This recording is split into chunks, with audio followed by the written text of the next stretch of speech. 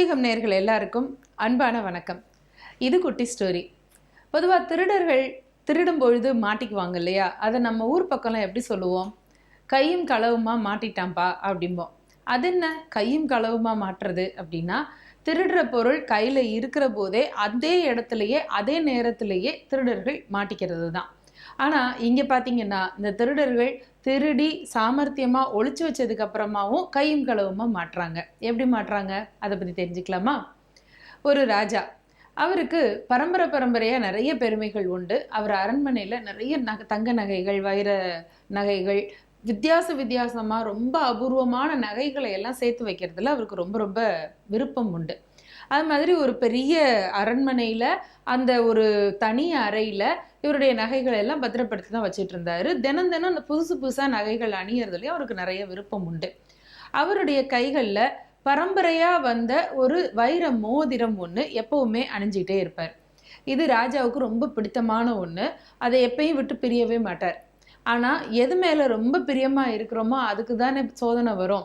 ஒரு நாள் பார்த்தா திடீர்னு அந்த வைர மோதிரத்தை காணும். அவர் கழட்டி வச்சுட்டு குளிக்க போனாரா, எங்கே போனார் தெரியல, அவருக்கே தெரியல. காலையில் எழுந்து வந்து பார்த்தா வச்ச இடத்துல மோதிரத்தை காணும்.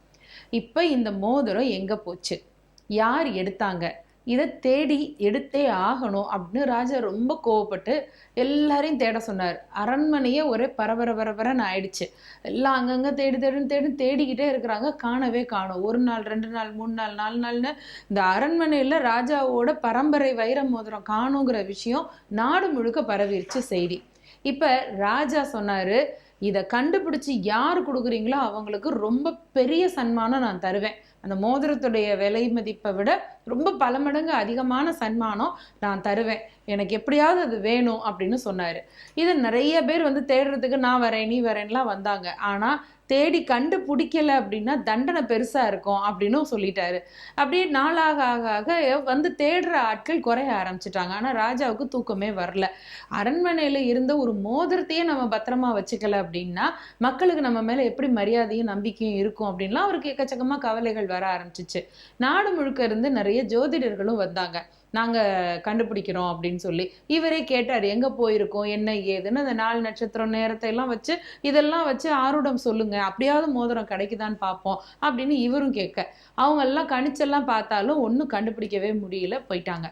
இந்த விஷயம் அந்த நாட்டில் இருக்கிற ஒரு ஏழை அவருக்கு தெரிஞ்சிச்சு. அவர் ஒரு இளைஞன் தான், புத்திசாலியான ஆள். ஆனால் பாவம் அதிகமான வருமானம் கிடையாது. சின்ன வேலைகளை செஞ்சு பழிச்சிட்டே வந்துட்டு இருந்தார். கல்யாணம் ஆயிடுச்சு, குடும்பமும் இருக்கு. இந்த விஷயத்தை கேள்விப்பட்டார். ராஜாவோட மோதிரத்தை காணோம், நாடே பரபரப்பாக இருக்குது, இதை எப்படியாவது நம்மளும் தேடி பிடிச்சி கொடுத்துட்டோம்னா நம்ம வாழ்க்கையில் செட்டில் ஆகிறதுக்கு அளவுக்கு ராஜா பெரிய பரிசு பொருள் தருவார் அப்படின்னு இவர் யோகிச்சார். ஆனால் அரண்மனைக்குள்ளே போகணும் அப்படின்னா தனக்கு ஒரு படிப்பு தகுதி இருக்கணும் இல்லையா? நான் இந்நாள் இன்ன வேலை பார்க்கணுன்னு சொன்னால் தானே அங்கே மரியாதை கிடைக்கும், உள்ளே விடுவாங்க அப்படின்னு. நான் சாதாரண ஆள் கூலி வேலை பார்க்குறேன்னு சொன்னால் விடமாட்டாங்கன்னு முடிவு பண்ணிட்டு தான் ஒரு பெரிய அந்த விலை உயர்ந்த ஆடையெல்லாம் போட்டுட்டு நான் ஒரு பெரிய ஜோதிடன் அப்படின்னு சொல்லிட்டு அரண்மனைக்குள்ளே போனார். காவலாளிகள்லாம் ராஜா கிட்ட அனுமதி கேட்டு அவர்கிட்ட கூட்டிகிட்டு போனாங்க. அவர் இவரை நேரடியாக கேள்வி கேட்குறாரு. நீங்கள் எங்கே ஜோதிடம் கற்றுக்கிட்டீங்க, எப்படி உங்களுக்கு தெரிஞ்சுது, இப்படிலாம் இதை பற்றியெல்லாம் கேட்டு இவருக்கு கதை விடுறதுன்னா கூட்டிகிட்டே இருக்காரா. சரி, உங்கள் மேலே எனக்கு நம்பிக்கை இருக்குது, நீங்கள் அரண்மனையிலேயே தங்குங்க, உங்களுக்கு வேண்டிய ஏற்பாடெல்லாம் செய்கிறோம், நீங்கள் இங்கேயே தங்கி மோதிரத்தை கண்டுபிடிச்சி கொடுத்துட்டு தான் வெளியில் போகணும் அப்படின்னு ராஜா சொன்னார். அதுக்கு உள்ளர்த்தம் என்ன அப்படின்னா, கண்டுபிடிச்சி கொடுக்கலைன்னா உன்னை வெளியில் விட மாட்டேன் அப்படின்னு அதுக்கு அர்த்தம். புரிஞ்சிச்சா? இப்போ இந்த இளைஞர் ஜோதிடர் வேஷத்தில் அரண்மனையில் தங்க ஆரம்பிச்சிட்டார். இவருக்கு ஒரு தனி அறை, ஒரு 10-15 வேலையாட்கள் இவரை கவனிச்சுக்கிறதுக்கு, நேரத்துக்கு விதவிதமான சாப்பாடு. இவர் கேட்குறாருன்னா எந்த ஜோதிட நூலையும் ஓலைச்சுவடியும் கொண்டு வந்து கொடுக்கறதுக்கு அதுக்கு ஒரு சில பணியாட்கள், இதை பற்றி ஆராய்ச்சி பண்ணி கண்டுபிடிக்கிறதுக்கு தனியாக ஒரு ஆஃபீஸ் ரூம், இப்படியெல்லாம் ஏகப்பட்ட ஏற்பாடுகள். 2 நாள் ஆச்சு, 4 நாள் ஆச்சு, 1 வாரம் ஆயிடுச்சு. இப்போது அந்த ஜோதிடருடைய மனைவி வெளியில் இருக்காங்க இல்லையா, அவங்க அரண்மனைக்கு வந்தாங்க. போன கணவனை காணுமே அப்படின்னுட்டு அரண்மனைக்கு தேடி வந்தா ஜோதிடருடைய மனைவின்னு சொன்னோன்னா அவங்கள உள்ள விட்டாங்க. இப்போ கணவன் மனைவியும் உட்காந்து பேசுகிறாங்க.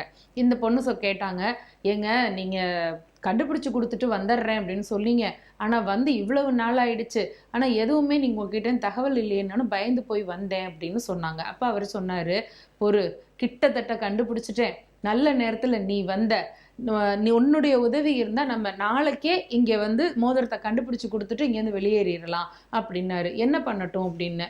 ஒன்றும் இல்லை, இந்த அறையில இந்த பூஜாடி ஒன்று பெருசா ஆள் உயரத்துக்கு வச்சிருந்தாங்க, அதுக்கு பின்னாடி நீ ஒளிஞ்சுக்க. ஒவ்வொரு வேலைக்காரங்களா வருவாங்க, எனக்கு சாப்பாடு எடுத்துக்கிட்டு, எனக்கு தண்ணி எடுத்துக்கிட்டு, எனக்கு வேண்டியதை எடுத்துக்கிட்டு வருவாங்க. இப்படி வேலையாட்கள் உள்ள வர வர வர வர நீ பூஜை அடிக்கு பின்னாடி மறைஞ்சிருந்து குரல் மட்டும் கொடு. இது நம்பர் 1, இது நம்பர் 2, இது நம்பர் 3 அப்படின்னு வரிசையா சொல்லிக்கிட்டே வா, நான் பார்த்துக்கிறேன் மற்றதை அப்படின்னு சொன்னார். சரிங்க அப்படின்னு அந்த பொண்ணு போய் பூஜாடிக்கு பின்னாடி ஒளிஞ்சிக்கிட்டா.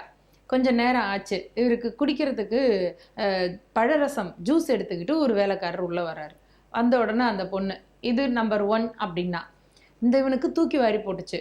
அடுத்தாப்புல கொஞ்ச நேரத்தில் வேற ஏதோ இவர் கேட்க எடுத்துட்டு வர்றதுக்கு அடுத்த ஆள் வந்தோடனே இது நம்பர் 2 அப்படின்னா இவனுக்கும் தூக்கி வாரி போட்டுச்சு. அடுத்தாப்புல அதே மாதிரி 3வது ஆள் வந்த போதும் அதே மாதிரி இது நம்பர் 3 அப்படின்னா இப்போ ஜோதிடரா வந்த அந்த இளைஞனுக்கு புரிப்பட்டு போச்சு, இந்த 3 பயலும் தான் திருடி இருக்கான் சேர்ந்து ராஜாவோட மோதிரத்தை அப்படின்னுட்டு தூக்கி வாரி போட்டோன்னு இந்த 3 பேரும் வெளியில போய் நின்று உள்ள போனோன்னு 1 2 3ன்னு அசரீரி மாதிரி குரல் கேட்குது.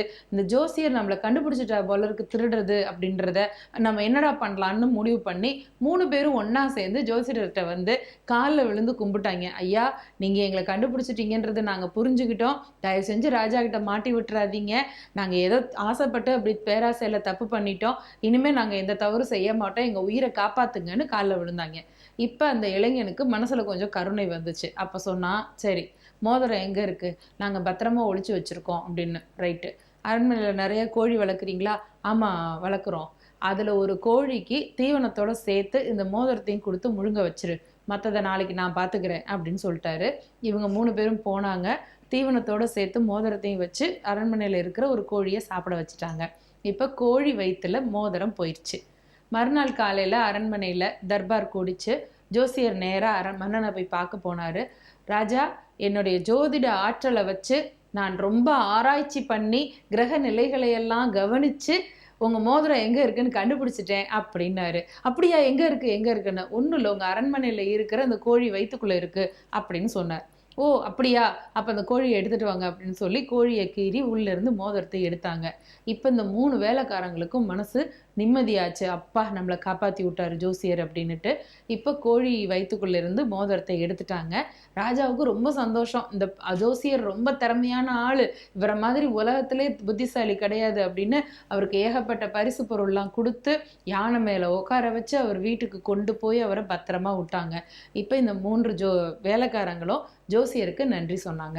நமக்கு கிடைக்கிற ஒரு திறமைய, ஒரு வாய்ப்பை புத்திசாலித்தனமாக பயன்படுத்தினோம்னா அது நமக்கு மட்டும் இல்லை, சுற்றி இருக்கிறவங்களையும் திருத்தி நல்ல விதமாக வாழ வைக்கிறதுக்கு வாய்ப்பு இருந்தால் அதை தான் முதல்ல செய்யணும். சிந்திக்கலாமா? நன்றி.